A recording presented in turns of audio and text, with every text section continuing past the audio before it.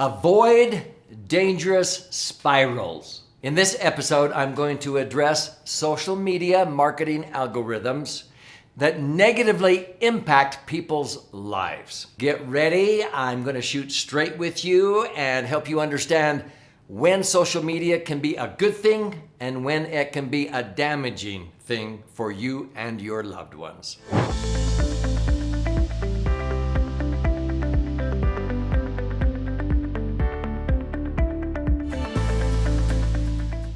So I'm Doug Andrew, and my wife and I have been blessed for 48 years to be married. We have 6 children, 20 grandchildren, and we've spent a lot of our lifetime mentoring troubled youth, not necessarily our own children, but for many, many years, we have devoted volunteer hours at youth detention centers, at crisis centers. My wife has spent countless hours at the Christmas box. This is the facility where usually young children that have been in abusive situations come for protective custody from being abused in their homes or neglected. I'm on a board of directors for teenage suicide prevention. And so I've helped many, many young people who are suicidal or who have attempted suicide, sometimes numerous times, overcome these feelings of life's not worth it, life sucks, and so forth. And so I'm going to shoot straight with you when I ask people, would you prefer that I be honest or gentle? They usually say, we want you to be honest. So I'm not here to offend anybody. Social media can be used for good purposes. I use YouTube, this very channel, to educate and hopefully uplift people for hope for a brighter future. But there's a lot of times social media has been extremely damaging to those that we love and care about the most. So I'm going to give you some examples of this as we go. So over here on the screen, I'm going to simplify this. I got this concept from Dan Sullivan, a dear friend of mine, and he's a strategic coach. A lot of times people throughout life go through and try to achieve happiness or peace or contentment. They want to be accepted, and so they seem to worship things. And you can tell these people because they're always talking about their things.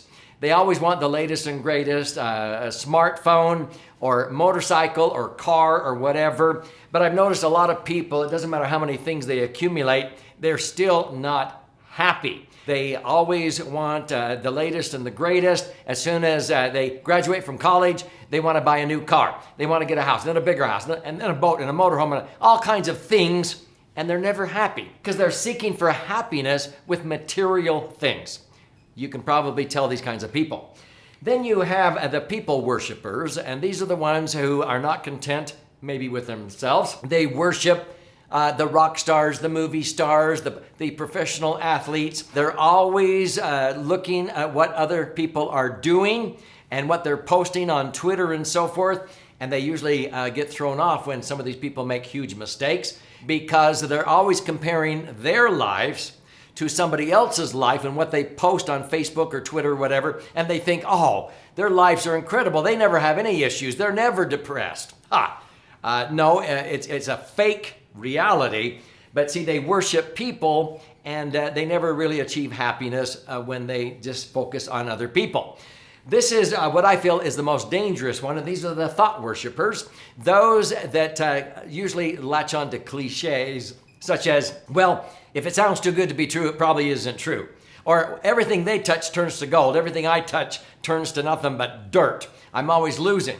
And they worship these thoughts that I'm stupid. I can't. I've made too many mistakes. I can never correct this. I can never be forgiven. They don't understand that their future is spotless and they actually have a choice. They're not stuck in their circumstances. And it's usually the thought worshipers that end up in the crisis centers and they've attempted suicide because they are convinced that life just sucks. And so this is what they say, oh, golly. And I go, no, you have a choice. I can show you that you have actually a spotless future, but it requires that you rethink your thinking, okay? So when we go through these exercises, and again, I'm just summarizing, I'm trying to teach these troubled youth, and frankly, many adults are caught in these traps, to help them understand that happiness comes from producing values, not consuming values. Just going around and taking doesn't make you happy. See, life gives to the givers and takes from the takers, and a lot of people never do learn that until it's too late. Unfortunately, many people choose to go deep into shallow things. These are some of the social media traps like Facebook, Twitter, and social media. They're always looking at what, Miley Cyrus or Justin Bieber, somebody else is doing. They do not get any contentment out of their own life, and they're always comparing their life that sucks to somebody else's life, and they're only posting the good things that are going on, okay? And so they go deep into these shallow things with people or thoughts or whatever that have no lasting relationship. They don't even know them personally. They live their lives through other people's lives. Now, the opposite is also true. They oftentimes choose to go very shallow into the deep, eternal, life-changing principles. They wonder why their lives are topsy-turvy because they don't want to make commitments. They just want to sort of be like a clam on the bottom of the ocean, waiting for plankton to float to them, instead of going out in the world and being proactive in motion. Let me show you sort of these social media marketing algorithms that sort of market stuff to people based upon what they post. I've discovered that in life you can choose to marinate in degrading things. Oftentimes, many of these people who are in these spirals emotionally, spiritually, mentally, they get addicted. And when people get addicted to sex or pornography or alcohol or sugar or eating or drugs, they're trying to escape. Okay, they're trying to get rid of the pain, but it's temporary. And every time it wears off, they have to have more and more and harder drugs and what have you. But see, what we really all want is we want acceptance. We want to feel good about our future. There's nothing wrong with that. But these people who are seeking for that, they get on the wrong train. And so the key is to get them on the right train that will get them to the happiness that will be long lasting. In other words, our brains are wired to be able to release endorphins that will have you feeling high, so to speak, on life, stronger and better than all these artificial things that wear off that make you think you're high on life and you're really not. Is that making sense? So you can choose to marinate in degrading things and commiserate with people, or you can choose to marinate in uplifting things. So my message, first of all, is use social media to uplift others, not to pull people down to your level of misery. And the same thing is true of what you engage in. So let me give you a little diagram, thanks to my friend Paul Jenkins, and he's a psychiatrist and psychologist. This is what I have labeled as social media marketing algorithms. Now, before I go into these 4 different quadrants, if this is resonating with you, and you can think of somebody who ought to watch this episode, share. Subscribe, it's free. Click the little bell, you'll be notified every time I post an in-depth answer to a question, which I do almost on a daily basis. And at the end, I'm going to gift you a copy of my most recent best-selling book on this topic called Entitlement Abolition. And it will show you how to empower those you care about to be able to take ownership of their own future and determine their own happiness, okay? Let's go through these 4 quadrants.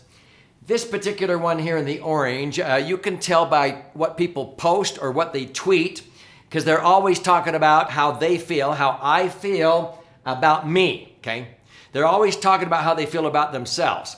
And so a lot of times you can tell by what people post or tweet that this is the quadrant they're falling in. It's always about how they feel about themselves. Oh, I'm so stupid. Well, I can't do this, and blah, blah, blah. They put themselves down. Then you have people who are posting and tweeting about how they feel about others, okay? Or else they say, other people are saying this about me.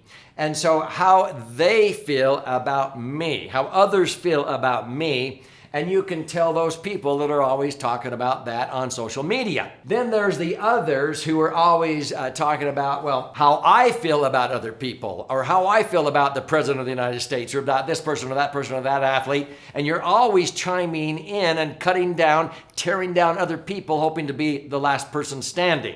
tear down the other buildings in town so you're the last one standing.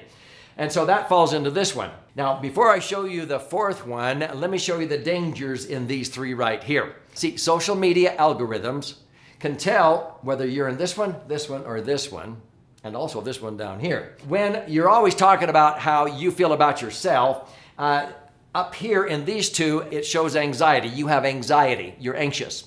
If you're over here, you're judging yourself, you're judging other people. You're saying, oh, they're so stupid or whatever. What does the president think? And blah, blah, blah, blah, blah. And you're always talking about other people and you're judging them. Now, when you're right here in this orange one, it's usually because you're self-conscious. And social media will market stuff to you based upon what you're posting. Now, if this is your child or grandchild or a loved one, this is what they're being marketed. This is stuff that will help them not feel self-conscious.